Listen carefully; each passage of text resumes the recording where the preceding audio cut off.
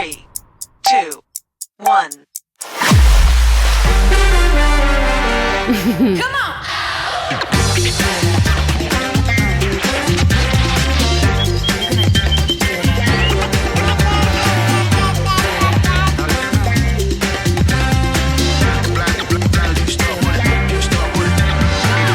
Are you gonna feel that? Are you gonna feel that? Okay.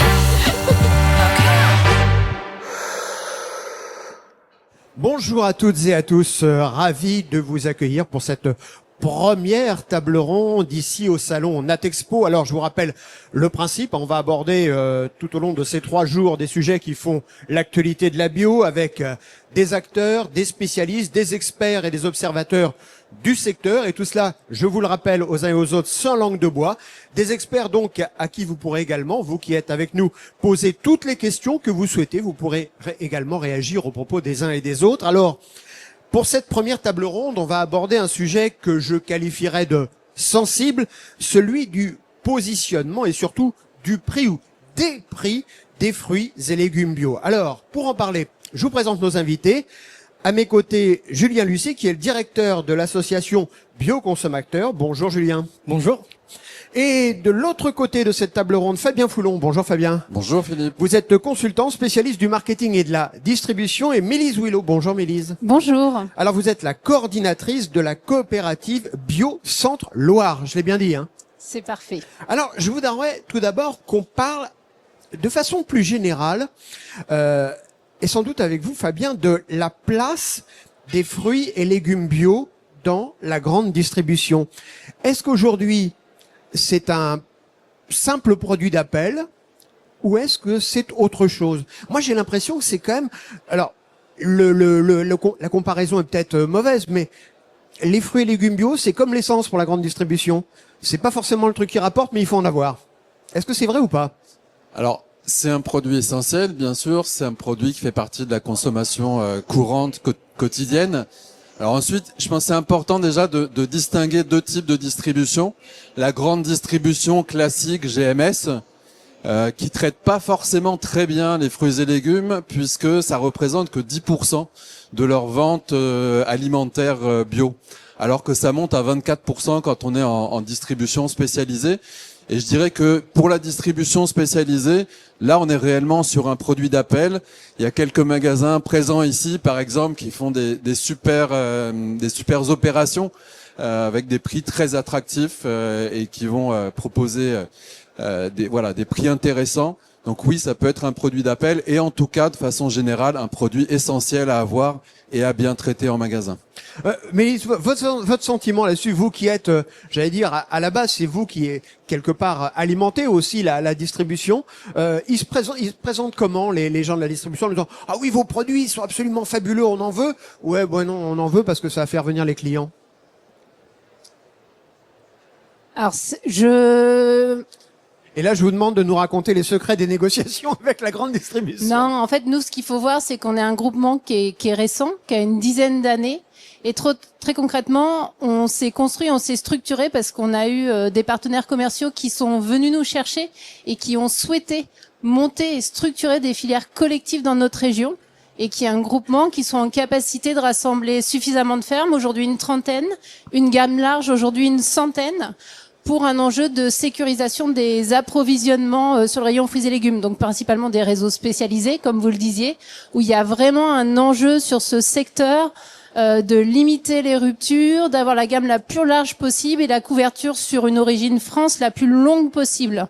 Donc on n'est plus sur cette discussion-là aujourd'hui. Alors c'est vrai que ça c'est un des grands problèmes de la distribution quand on leur parle de produits bio, c'est les ruptures avec les produits, j'allais dire, il y a les fruits et légumes de l'agriculture conventionnelle.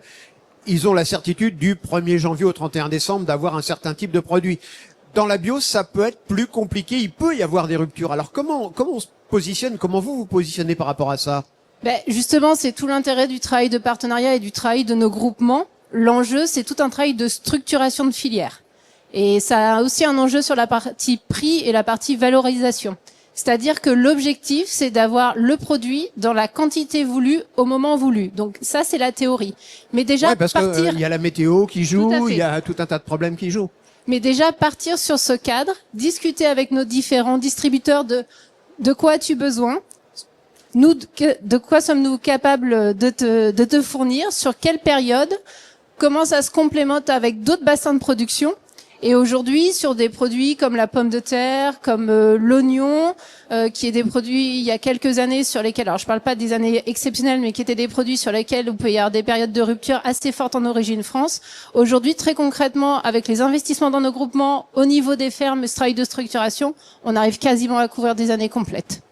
Alors, Julien, moi je voudrais qu'on parle avec vous de la vision des consommateurs, des consommateurs, comme vous dites, de bio dans la distribution. On a l'impression qu'il y a quand même deux écoles. Il y a l'école, mainstream des grandes enseignes qu'on connaît tous, et puis l'école des enseignes spécialisées bio.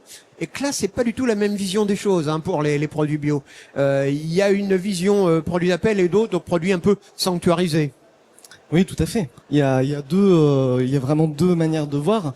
Alors nous, en tant que bio-consommateur, moi, à titre personnel, j'étais maraîcher bio avant d'être directeur de l'association, donc j'ai pu voir les deux côtés.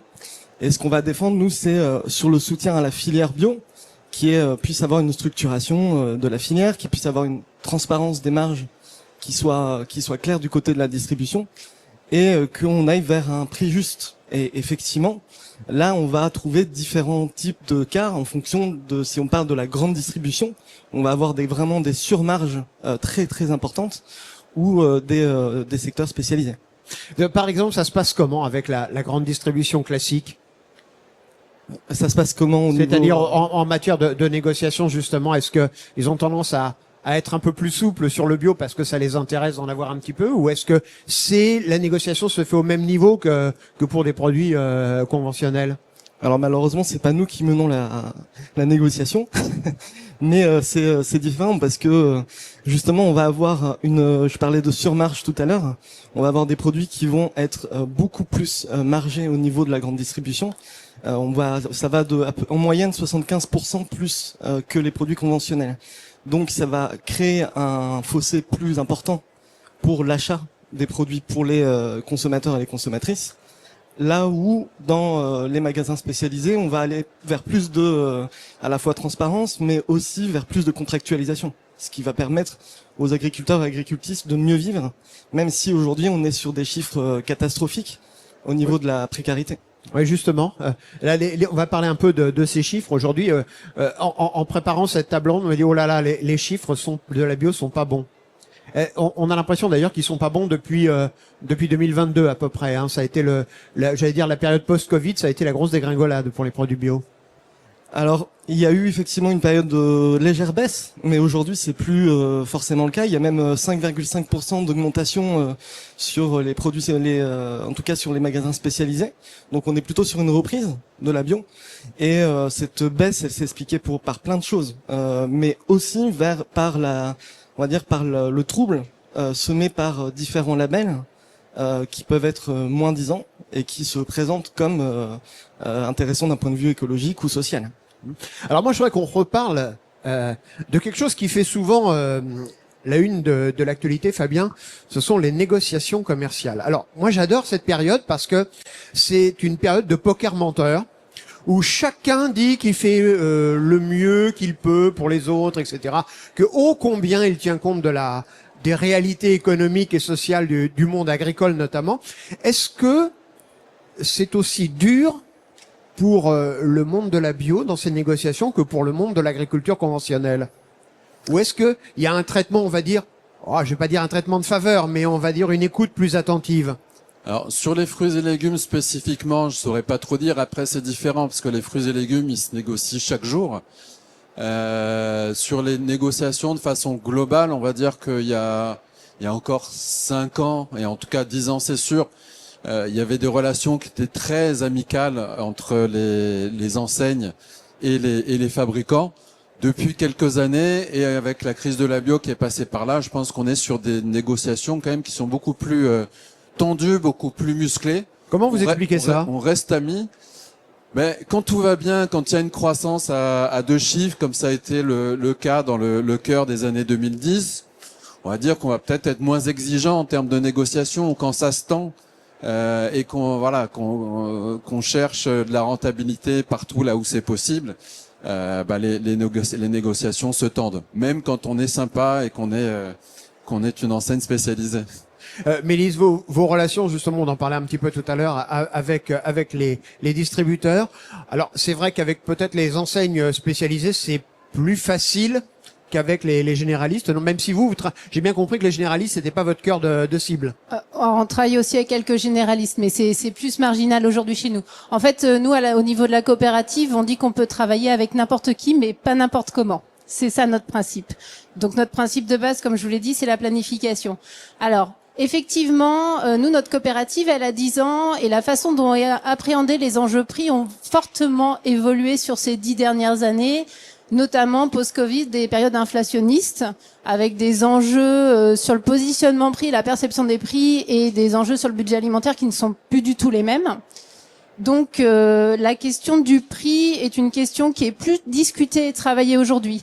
Nous, on l'avait quand même bien anticipé ce travail-là, parce qu'en fait, nous, depuis le démarrage, on revendique de vendre à un juste prix. Mais qu'est-ce que c'est qu'un juste prix? Oui, alors écoutez, vous savez, moi pendant 15 ans, je me suis occupé d'agriculture sur une grande radio nationale. J'ai jamais été capable de donner la définition du juste prix. Alors, nous, le juste prix, c'est quelque chose qu'on travaille depuis 5 ans au niveau de notre coopérative. Donc, de façon peut-être imparfaite, mais c'est une vraie question qu'on se pose et sur laquelle on travaille. Et donc, on le travaille dans le cadre des démarches de commerce équitable. On est labellisé bioéquitable en France et également biopartenaire. Dans ces démarches, le juste prix au niveau de la production. Donc, le juste prix, c'est un juste prix du producteur au consommateur. Ça, c'est le petit 1, c'est important. Le juste prix au niveau de la production, c'est un prix qui est un prix de revient.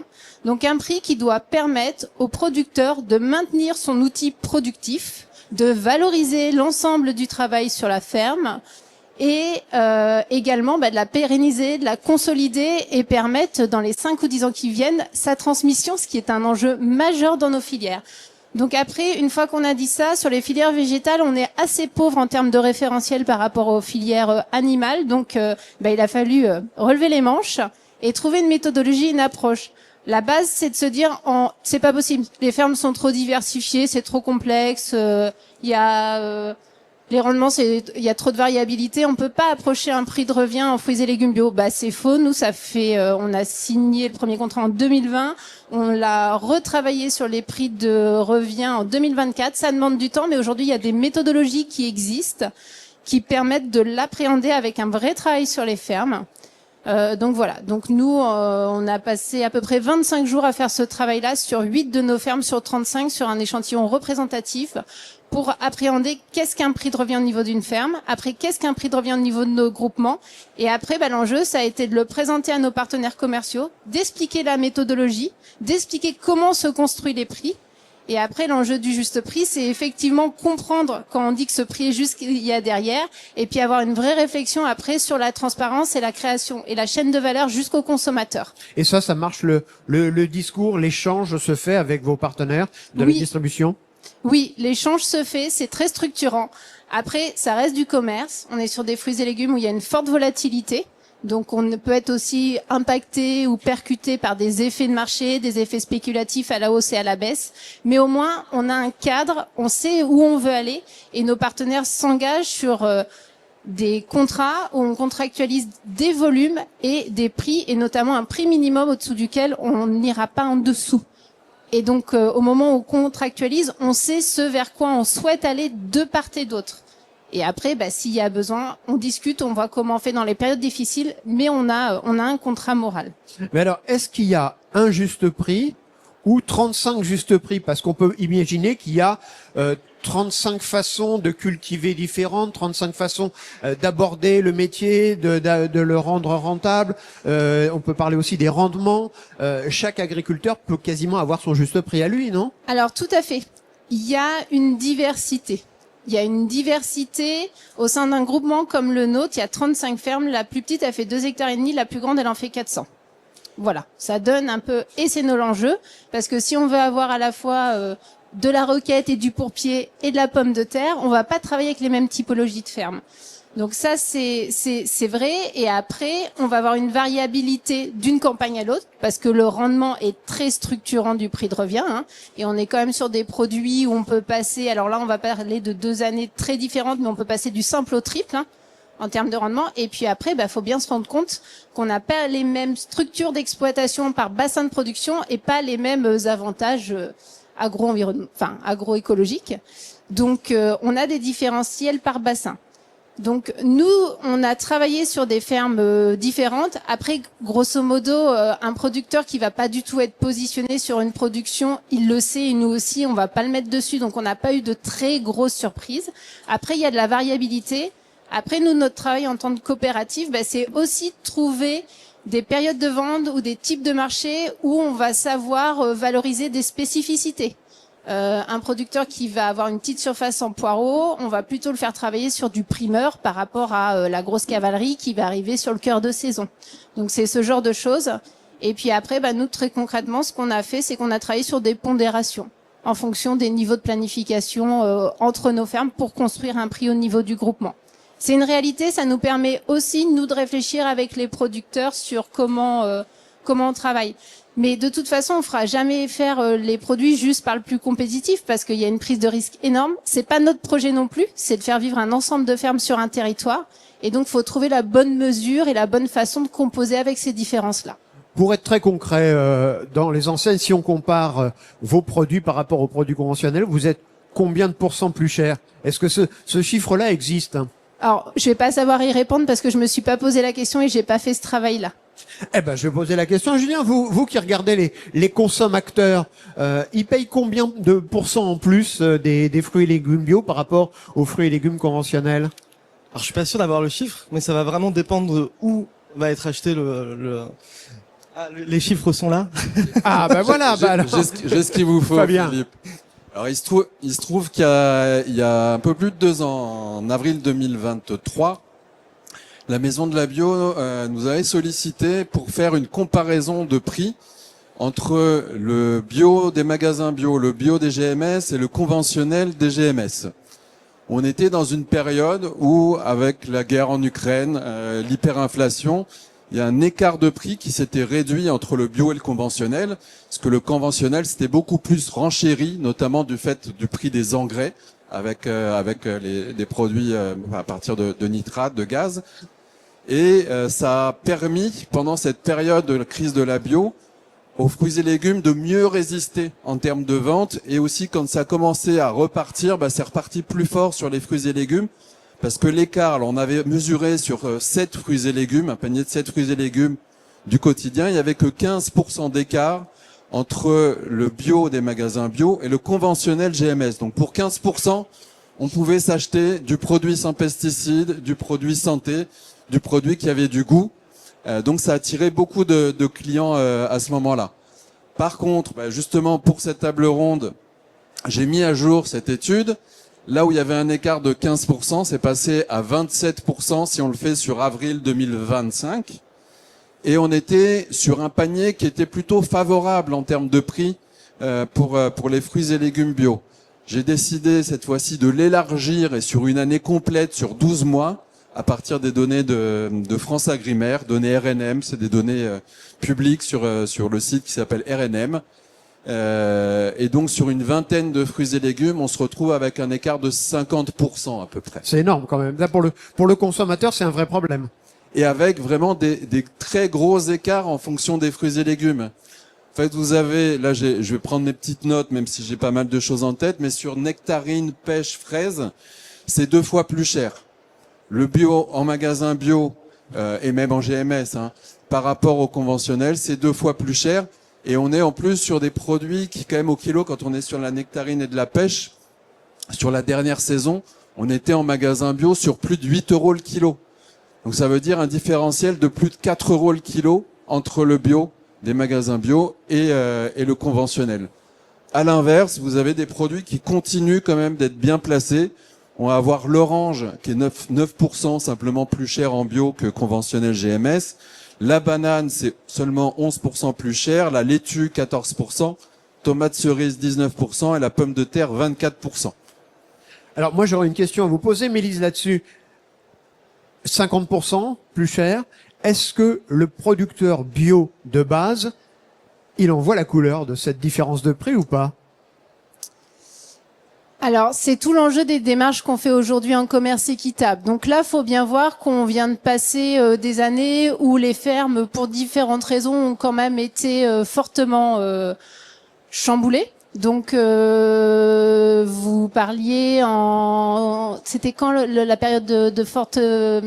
quand il y avait que 15% de différentiel, C'était en 2023 et c'était peut-être le cas aussi en 2022. Donc, ce qu'il faut voir, c'est que c'est une période où effectivement, il y a eu des hausses de charges significatives, mais comme partout, comme sur les fermes conventionnelles en bio aussi, mais un marché qui était en difficulté. Donc, il y a eu aussi des efforts de marge importants faits par les fermes et par les groupements et aussi par certains distributeurs sur cette période-là, pour ne pas répercuter ces charges. Donc on a eu des périodes compliquées.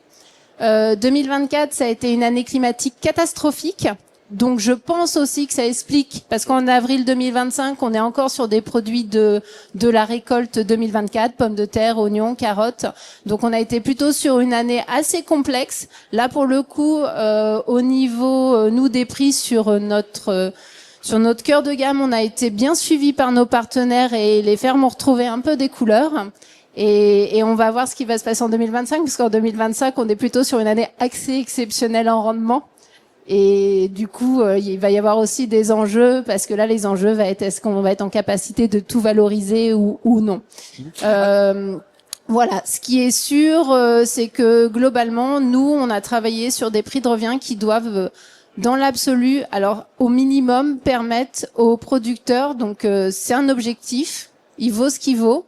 On peut l'interroger parce que pour un chef d'entreprise, ça peut être interrogé, mais au moins 2 SMIC chargés par mois prélevés en termes de revenus. Alors, tout à l'heure, vous disiez, on négocie, mais on négocie pas n'importe quoi.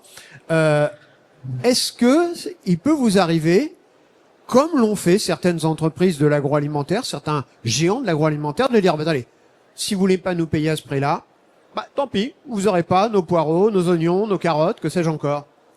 Est-ce que vous avez cette capacité de dire non? Alors, ça dépend très concrètement du contexte, parce qu'on est sur des marchés très volatiles. Ça n'empêche que ça nous arrive encore avec certains clients sur certains produits de dire on arrête la ligne. Là, les niveaux de prix, on reste sur des produits qui sont très très volatiles. Et là, sur cette période-là, on suivra pas ces niveaux de prix-là. Après, ça reste relativement rare. Ça, c'est plutôt ponctuel.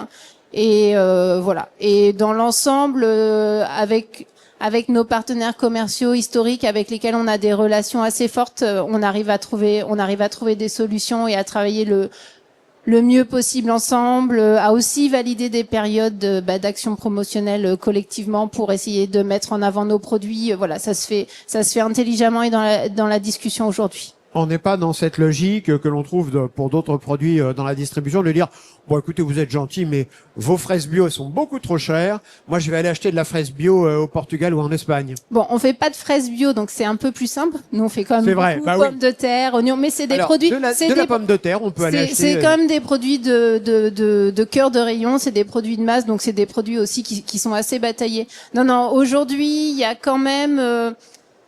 Il y a des discussions, mais il y a quand même cette idée qu'on travaille ensemble, qu'on est dans une relation de coopération et que la coopération, l'objectif, c'est qu'à terme, les différentes parties s'y retrouvent et soient pérennes et continuent à exister dans le temps. Je vous le disais, il y a des enjeux sur la transmission, installation des fermes en général et en bio. Dans 10 ans, nous, au niveau de notre coopérative, on a potentiellement sur une trentaine 50% de nos adhérents qui vont partir. Et aujourd'hui, on en a 3-4 où ça a été le cas. Et on a eu qu'un seul cas de transmission et de maintien de l'activité en bio. Donc il y a des enjeux énormes de long terme. Donc il faut vraiment qu'on soit vigilant à ce que le court terme ne vienne pas déstabiliser les fermes et ces enjeux de plus long terme. Voilà. Pardon. Alors, Julien, quand on parle de bio, là on a beaucoup parlé des producteurs, de l'angle coopératif. Je voudrais qu'on parle un peu des consommateurs. On sait que le budget de l'alimentation en France c'est devenu la variable d'ajustement aujourd'hui parce qu'il y a des dépenses, j'allais dire, incontournables et contraintes, un téléphone, les abonnements de téléphone portable, d'autres abonnements, l'électricité, le gaz, etc. Est-ce que c'est pas encore plus vrai aujourd'hui? Est-ce que, et on l'a vu quand il y a eu des problèmes d'inflation, est-ce que la bio, c'est pas la variable d'ajustement? On dit, on n'a plus les moyens, donc on va acheter les produits entrée de gamme conventionnels. Si on est dans une logique individuelle, oui, en effet. Parlez plus près de votre micro. Après, la question, c'est aussi on parle de juste prix, mais il y a aussi l'injuste prix. C'est-à-dire qu'on prend pas en compte sur les produits conventionnels, par exemple, les effets sur la santé, les effets sur l'environnement, c'est pas pris en compte dans le prix. Et il y a des leviers collectifs qui existent pour reconnaître, par exemple, les aménités positives de l'agriculture biologique, qui permettrait d'avoir une bio accessible à toutes et tous. Ça, nous, on en est totalement persuadés. Mais on va dire la responsabilité n'est pas sur l'individu.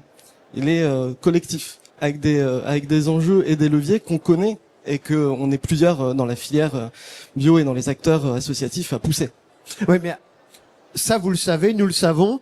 Sauf que le consommateur moyen, quand il fait ses courses, l'effet sur la santé, ça lui paraît très lointain. L'effet sur l'environnement, ça lui paraît très lointain. Lui, ce qu'il regarde, c'est l'effet sur son compte en banque.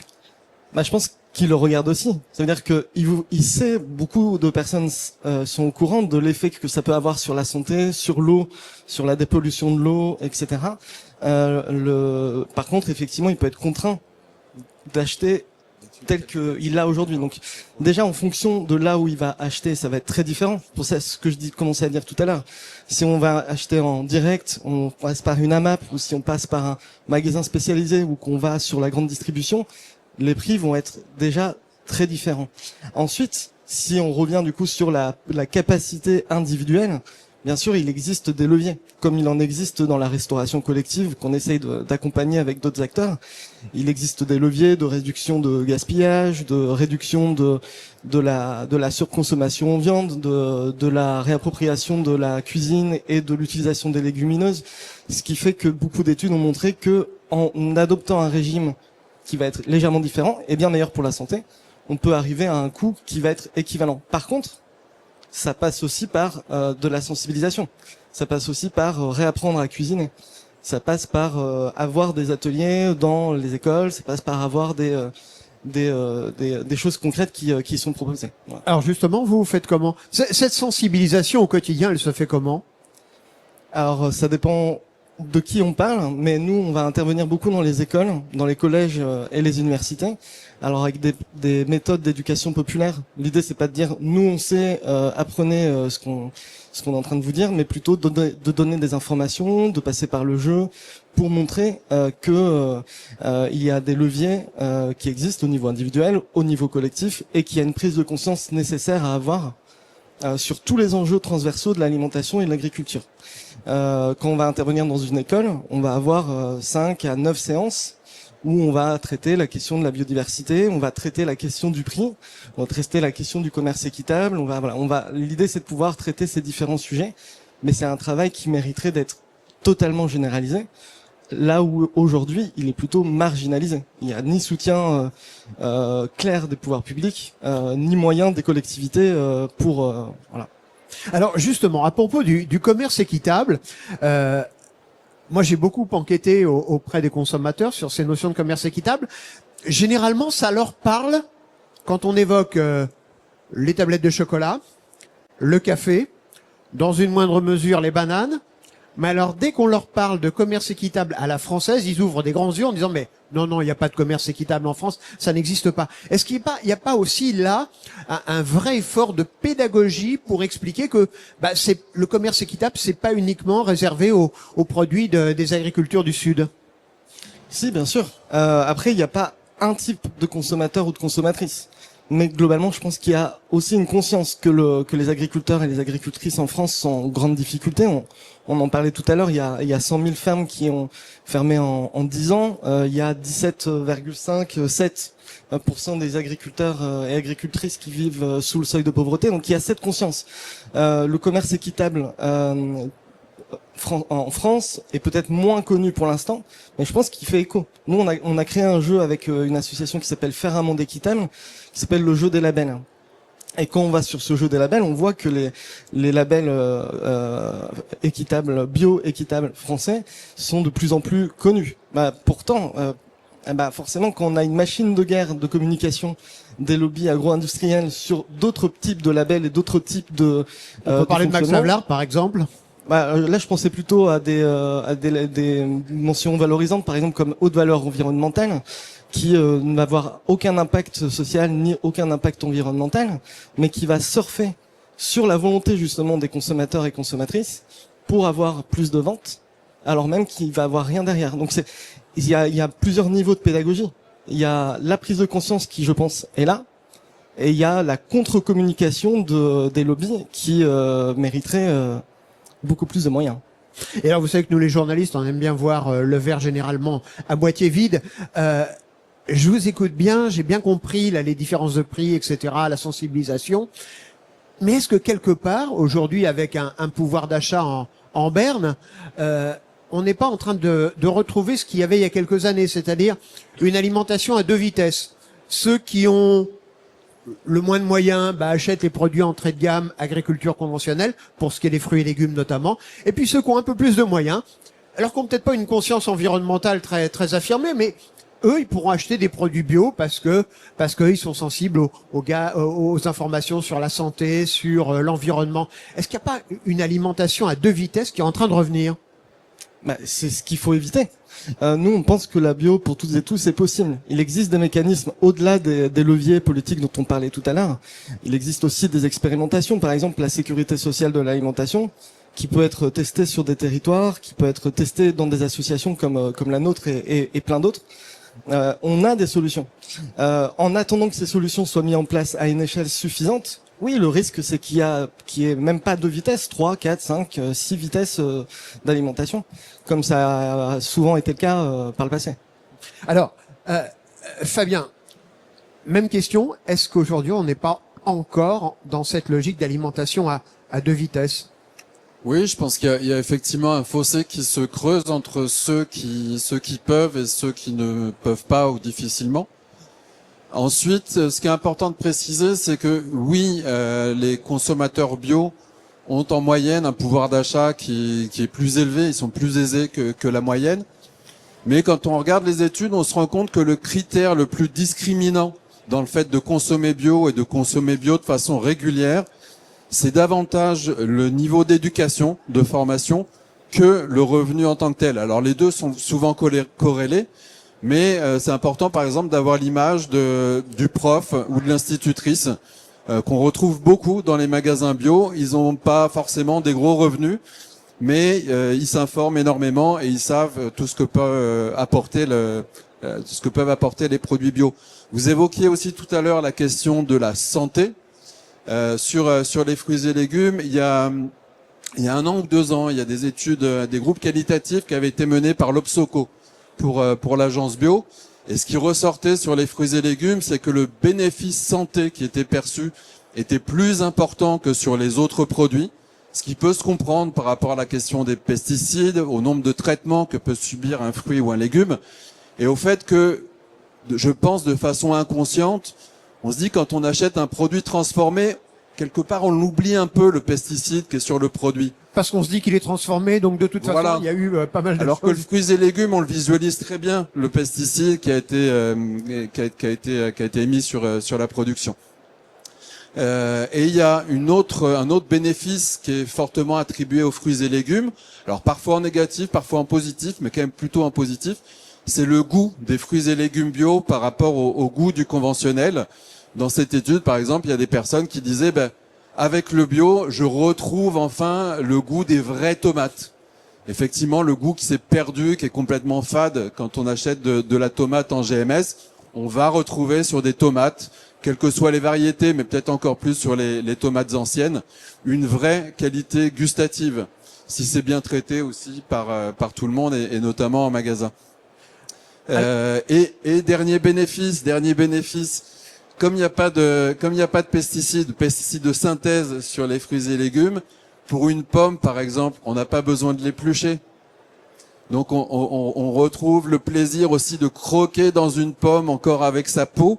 Et d'ailleurs, ce serait intéressant de regarder le prix au kilo entre une pomme bio qui est pas épluchée et une pomme conventionnelle qui, elle, est épluchée. Et on peut dire d'ailleurs qu'avec une pomme bio, si on l'épluche, on peut faire des chips avec la peau de la pomme. C'est très très bon. Mélisse, comment vous faites, vous, au niveau de votre structure? Tout à l'heure, Julien nous parlait des mastodontes de l'agroalimentaire qui ont des moyens énormes pour communiquer. Comment, quand on a 35 agriculteurs dans son groupe, on peut communiquer? Je suppose que vous n'avez pas les millions de Nestlé ou de Procter & Gamble ou d'autres grands groupes. Non, d'ailleurs c'est la première fois qu'on est exposant à Natexpo, donc ça vous donne une petite idée. En fait, aujourd'hui, faut bien voir qu'au niveau de nos structures et de la production, on est très éloigné sûrement à tort, des questions de communication et de marketing, parce que c'est un des éléments du nerf de la guerre quand même. Tout l'aspect, ce que vous disiez aussi, les personnes plus éduquées, les personnes plus informées. Donc comment on fait passer nos messages? Nous, quelque part, ça va rejoindre un peu le questionnement que vous aviez sur aujourd'hui la méconnaissance du commerce équitable Origine France. Nous, quelque part, notre façon de se dire on va mettre une pierre à l'édifice, c'est en étant innovant, en essayant de structurer des approches exemplaires, nouvelles, donc en s'y investissant humainement au niveau de nos groupements, en le portant au niveau de nos partenaires commerciaux, en réfléchissant avec eux comment on peut donner une dimension, comment ça peut être visible sur nos produits, donc comment on rentre dans les foyers. Le commerce équitable Origine France, on en est au début. L'agriculture biologique, quand elle a commencé à émerger, c'était pas un marché à part, ça n'existait pas. Il n'y avait pas de segmentation. Le commerce équitable, Origine Sud, quand il a démarré, il n'y avait pas de segmentation, il n'y avait pas de connaissance. Un marché, ça met du temps à arriver à maturité, ça met du temps à se structurer et ça met du temps à se segmenter. Et concrètement, aujourd'hui, nous, on fait le pari de s'investir, de passer de l'énergie, de passer du temps sur des choses pour lesquelles il n'y a pas forcément... comment dire ? On prend du temps, et de l'énergie pour essayer de porter, structurer et faire demain exister un segment sur le commerce équitable Origine France et aussi sur les fruits et légumes, qui sont des produits très volatiles et sur lesquels le fait d'aller sur de la contractualisation et de la contractualisation prix est très innovant. Mais alors, dites-moi, s'il y a sur un emballage le logo AB, enfin maintenant c'est l'Eurofeuille comme disent les spécialistes bruxellois de la chose. S'il y a aussi un label commerce équitable, imaginons demain par exemple, pourquoi pas l'étiquette Max Havelaar, on en parlait à l'instant, le consommateur va être un petit peu perdu parce qu'il va dire mais attendez, il y a du bio plus bio que de l'autre, quoi.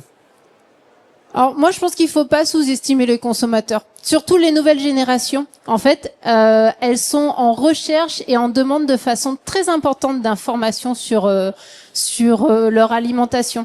La grosse difficulté, c'est qu'on a des générations aujourd'hui qui sont très éloignées du milieu agricole. En fait, ils n'ont pas eu de grands-parents agriculteurs. Ils n'ont pas la ref, comme disent les jeunes. Ils n'ont pas la ref.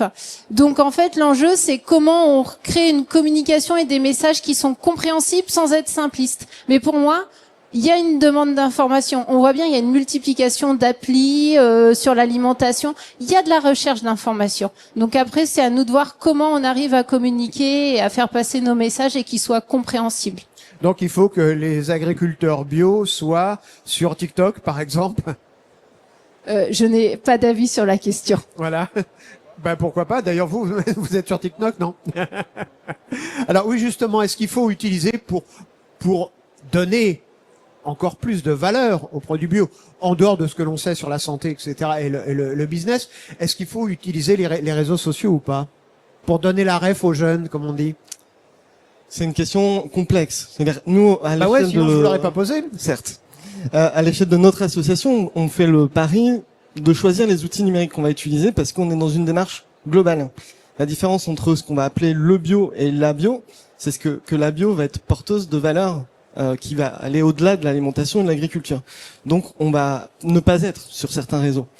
Pour autant, effectivement, l'idée c'est d'être le plus communicant possible. Donc on essaye sur les réseaux sur lesquels on a un ensemble de partenaires pour être le plus visible possible, mais être très visible en étant incohérent, ça marche pas non plus. Alors moi, il y a une question une chose qui m'inquiète, Fabien, et j'écoutais Mélisse tout à l'heure qui le disait. On a un problème de transmission. Des exploitations qui ne trouvent plus preneur aujourd'hui parce que peut-être parce que le modèle économique de la bio est pas le modèle économique dont peut rêver un entrepreneur. Est-ce qu'on n'est pas en train de voir ce milieu lentement mais sûrement disparaître? Je suis peut-être totalement pessimiste. Je vous vois Mélisse dire non. Est-ce qu'on n'est pas en train de voir ce milieu de l'agriculture bio quand même, pour parler vulgairement, en prendre un sacré coup? Alors sur la question des transmissions et des départs, c'est un problème global lié à l'âge des agriculteurs. Tu disais tout à l'heure la moitié, je pense que ça concerne également l'agriculture conventionnelle. Dans quelques années, la moitié quasiment vont partir à la retraite. Ensuite, sur le bio, sur la pérennité des filières bio, je pense qu'elle a de l'avenir. Je pense que c'est pas simple. Je pense que les pouvoirs publics aussi ont un rôle très important à jouer. Ces dernières années, ça n'a pas nécessairement été dans le bon sens. Donc voilà, faut souhaiter aussi que les pouvoirs publics, les gouvernements qui vont arriver, les prochains, ça va pas être évident, hein. Mais voilà. C'est déjà dur d'avoir un gouvernement. Soutiennent aussi la bio. Mais je tenais à dire aussi, et je pense qu'on sera tous d'accord là-dessus. À un moment donné, quand les politiques se désinvestissent de la bio, les consommateurs réagissent. On disait tout à l'heure qu'il y a une reprise de la croissance en bio. Il se trouve que si on regarde par exemple sur Google Trends, moi je regarde souvent Google Trends pour voir ce que les gens recherchent sur leur moteur web. Si on regarde pesticides, pendant ces dernières années, il y a eu pas beaucoup de recherches sur les pesticides. Et puis à un moment donné, il y a la crise des agriculteurs. Il y a plein de choses qui sont remises en cause au niveau du plan éco-phyto, par exemple. Là, les consommateurs se réintéressent à la question des pesticides. Et dans cette période-là, on voit la croissance de la bio reprendre. Donc je pense que quand malheureusement les politiques se désinvestissent, les consommateurs, eux, se réinvestissent encore plus. Alors, vous allez avoir la possibilité de poser toutes les questions que vous souhaitez. Il suffit de nous faire signe et on va vous apporter le micro. Vous vouliez rajouter quelque chose? Je voulais abonder dans ce sens en disant que la mobilisation contre la loi du plomb aussi était un exemple de fort investissement des consommateurs, consommatrices. Alors, avant de prendre les questions de nos amis qui sont dans la salle, moi j'aurais une autre question à vous poser, vous qui êtes spécialiste et observateur du marketing et de la distribution. Question tout à fait économique. On l'a vu ces derniers jours, une annonce qui a quand même fait grand bruit, celle du rachat et de la reprise en main d'une partie des magasins Auchan par Intermarché. Est-ce que en réduisant le nombre d'enseignes, parce que là, de fait, on va réduire les enseignes, est-ce qu'on va pas réduire aussi la marge de manœuvre et la marge de négociation des producteurs bio, des coopératives bio dans ces grandes enseignes? Parce que c'est clair que quand vous avez Carrefour, Leclerc, Intermarché, Casino, Auchan et d'autres, vous pouvez y aller, quoi. Vous pouvez jouer la division. Là, si on se retrouve devant trois grands groupes, ça va être compliqué. Alors, je pense que cet événement-là n'aura pas nécessairement d'impact majeur. Il y a déjà des grosses méga centrales qui regroupent en général 2 enseignes, parfois une intégrée et une indépendante. Là, je pense pas que ça aura un gros impact, mais c'est vrai que si on regarde le temps long, oui, il y a une concentration de plus en plus forte des achats qui rend les négociations effectivement plus compliquées, plus tendues. Mélisse, ça vous inquiète, vous, cette concentration?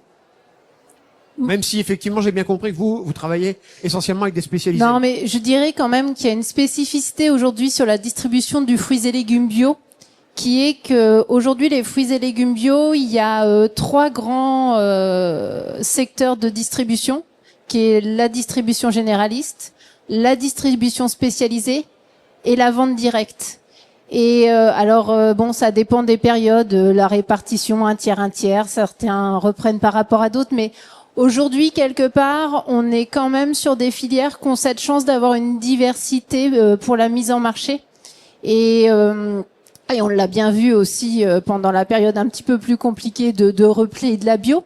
Les reprises, notamment sur le fruits et légumes, ont d'abord eu lieu sur la vente directe et sur les réseaux spécialisés, ceux qui n'avaient pas déréférencé.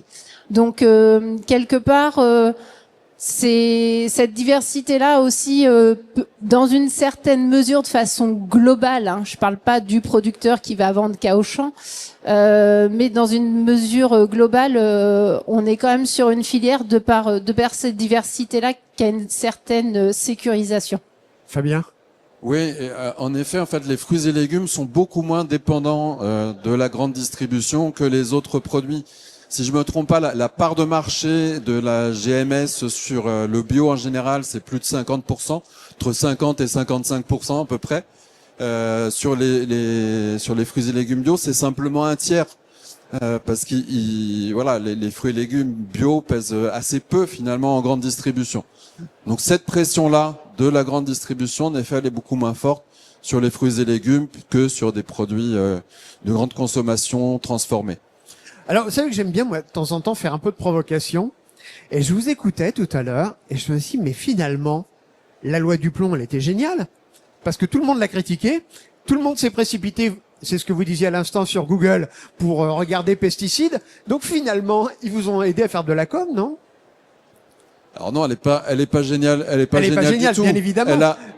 Elle est géniale du point de vue des retombées médiatiques. Elle a un effet secondaire qui est effectivement que les consommateurs réagissent par rapport à ça. Mais d'un point de vue agriculture et d'un point de vue sanitaire, non, elle est pas géniale du tout, bien sûr. Non, mais bien évidemment. Mais c'est vrai que ça aide quand même à faire réfléchir un petit peu les consommateurs, non? Au moins oui. Voilà. Au moins oui. Ça aura eu cette vertu-là. J'aime bien faire de la provocation parce que là tout le monde réagit. Mélise. Oui, et peut-être ce qu'il y a eu sur aussi cette opposition à cette loi, ce qu'on n'avait pas forcément vu sur ces dimensionnements-là, c'est le positionnement des professionnels de santé. Et ça, je pense que c'est quelque chose qui change énormément la donne. Et la question du lien entre santé et alimentation et les alertes des professionnels de santé est quand même un message de fond qui monte très très fortement depuis un an et sur lequel les citoyens se sentent très concernés. Il y a un ensemble d'études qui le montrent, hein, le lien entre l'alimentation et santé ne cesse d'augmenter. Et la volonté d'aller vers des choix alimentaires plus protecteur de sa santé, c'est quelque chose qui est largement partagé aujourd'hui. Et les freins qui peuvent effectivement aujourd'hui se poser, il y a des freins financiers, hein, puisqu'on sort d'un contexte inflationniste avec des difficultés et des constrictions sur le budget alimentaire, mais aussi les freins cognitifs et tout le flou qu'il y a pu y avoir autour de pseudo démarches environnementales et qu'est-ce qu'il y a derrière, et aussi le frein de l'accessibilité, la disponibilité de produits dans mes modes de consommation ou à proximité de mon lieu d'habitation. Alors Julien, c'est vrai que ce qui manquait, Mélise le dit très bien, ce qui manquait il y a encore quelque temps, c'était cette caution médicale et scientifique, parce qu'avant on disait la bio, les fruits et légumes bio, c'est bon pour ce que vous avez, c'est bon pour la santé. Et les consommateurs disent ouais, ben ils sont gentils, mais enfin ils font leur pub, les producteurs bio, et puis tout ça c'est pas prouvé. Éventuellement on a comme le disait tout à l'heure Fabien, le goût des tomates qui revient comme le goût des tomates de notre grand-mère. Mais pour la perception de la qualité de la bio et des effets sur la santé, maintenant, il y a les médecins qui le disent, et ça va peut-être faciliter les choses pour accélérer la prise de conscience générale de la population autour de l'intérêt de la consommation des produits bio. Oui, en effet. Après, c'est pas nouveau qu'il y ait des études qui montrent que il y a... Ouais, mais elles étaient souvent sujettes à caution, les études. Ça dépend desquelles on parle. Mais au niveau du goût, au niveau des vitamines, par exemple, dans les produits, au niveau de l'impact des pesticides, ça fait longtemps que c'est alerté. Alors qu'il y ait ce renfort médiatisé, c'est très très bien. Et effectivement, il faut qu'on aille vers une prise de conscience générale. Par contre, je pense pas que le vrai problème soit la prise de conscience. C'est les contre-modèles, c'est ce qui va être mis en avant, c'est ce qui va... on parlait de la loi du plomb tout à l'heure, on s'est focalisé sur un élément de la loi du plomb qui a été à peu près retiré. Il s'est rien passé finalement avec la pétition, et tout le reste qui est aussi néfaste pour les consommateurs et les producteurs est resté. Donc je pense qu'il y a des attaques qui sont assez généralisées, que ce soit sur l'agriculture biologique, le milieu associatif, et que les gens comme vous et moi ont du mal à se mobiliser surtout, et surtout sont un peu tétanisés par rapport à ce qui se passe. Donc je suis pas sûr que l'effet soit si bon au final d'un point de vue communication. Alors, moi, il y a une question aussi que je voudrais vous poser à tous les trois, parce que c'était quand même la base de cette table ronde, le prix et le positionnement. J'ai bien compris que c'était parfois beaucoup plus cher d'acheter des fruits et légumes bio en fonction de l'endroit où on les achète, mais des fruits et légumes bio accessibles à tous, pour tous, à l'horizon de combien? 10 ans ou moins, Fabien?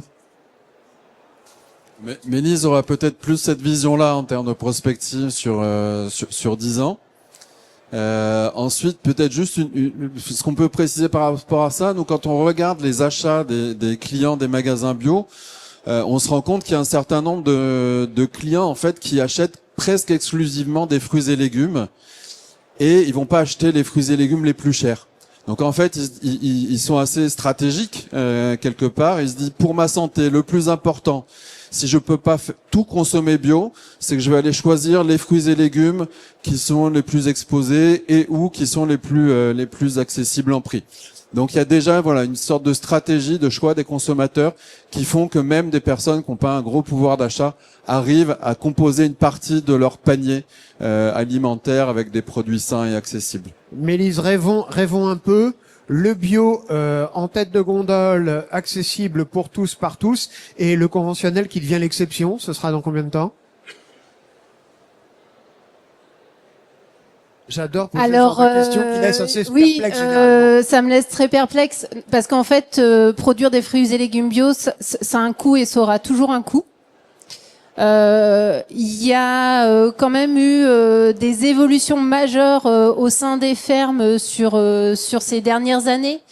Il y a sûrement encore des gains de productivité et d'efficience qui peuvent être trouvés, mais qui restent de toute façon, faire croire que demain on arrivera à avoir des niveaux de prix équivalents au conventionnel, pour moi c'est pas tenable, ou je vois pas quel modèle d'agriculture bio on aura derrière. Voilà. Parce que la question, c'est aussi de maintenir des fermes sur des territoires, une agriculture paysanne, maintenir une diversité, parce que si demain on va dans des schémas où on spécialise des grands bassins avec des grandes fermes, quelle sécurisation?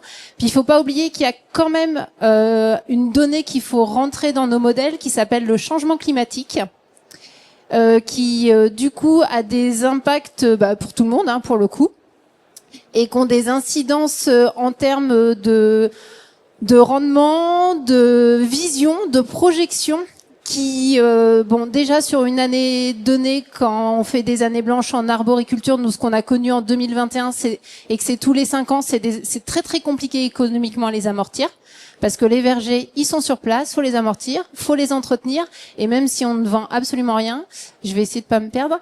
Et l'autre dimension, c'est la projection et la visibilité.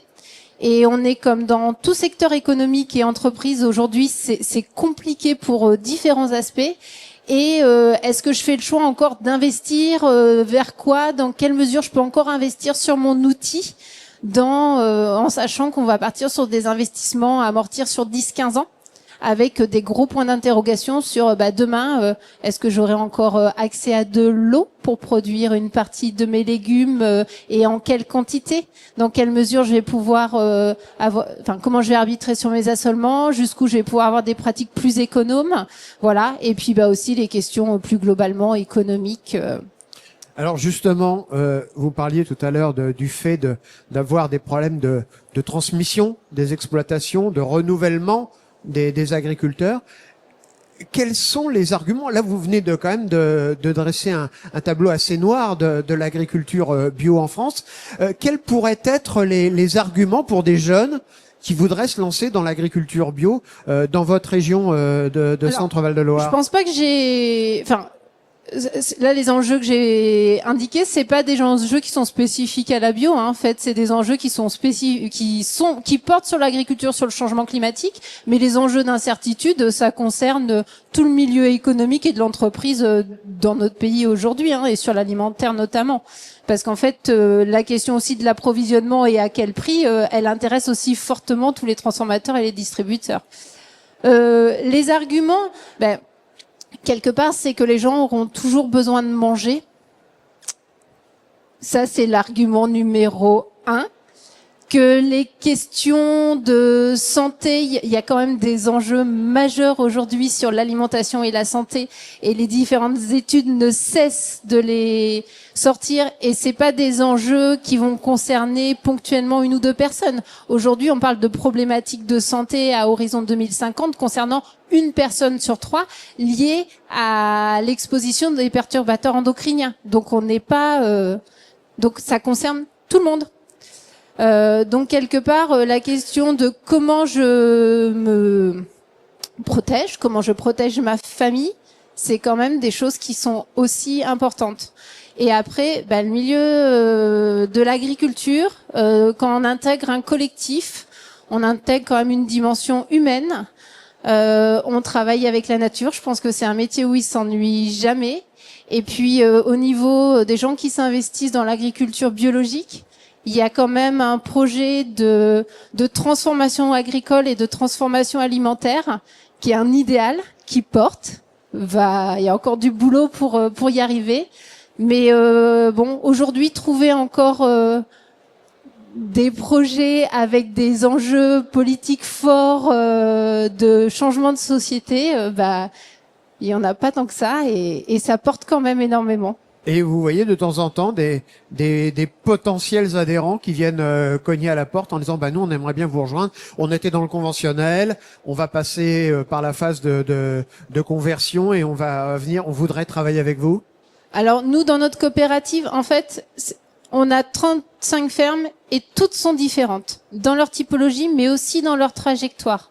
On a des pionniers, on a des gens qui sont convertis dans les années 90, donc eux leur jeu ça va être comment je transmets aujourd'hui. On a des personnes qui étaient encore en agriculture conventionnelle dans des secteurs où il n'y avait pas forcément beaucoup de bio, réseau bio, et qui se sont posés des questions sur leur système et qui un jour ont dit « Non mais ça va plus, je passe tout en bio, faut que je retrouve du sens ».